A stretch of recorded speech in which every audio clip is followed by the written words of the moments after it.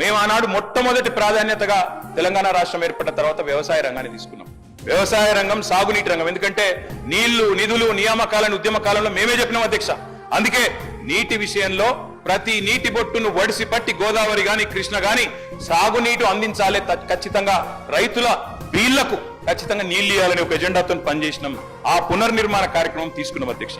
అందులో భాగంగానే అధ్యక్ష, రైతు ఒక్కడు చల్లగా ఉంటే పల్లె చల్లగా ఉంటది అధ్యక్ష. పల్లె కూడా అందరూ బాగుంటారు.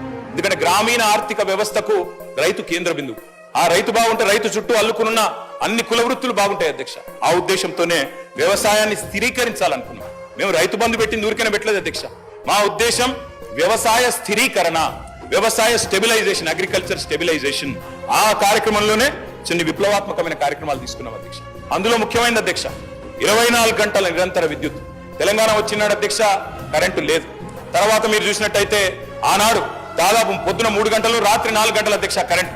దొంగ రాత్రి, అర్ధరాత్రి వచ్చే కరెంటు కోసం కావలగాసే దుస్థితి. దాన్ని మార్చాలనుకున్నాం సమూలంగా. 24 గంటల నాణ్యమైన ఉచిత విద్యుత్ రైతులకు అందించిన ఒకే ఒక్క నాయకుడు భారతదేశంలో కేసీఆర్ గారు అధ్యక్ష. ఆ కార్యక్రమం చేసినాం.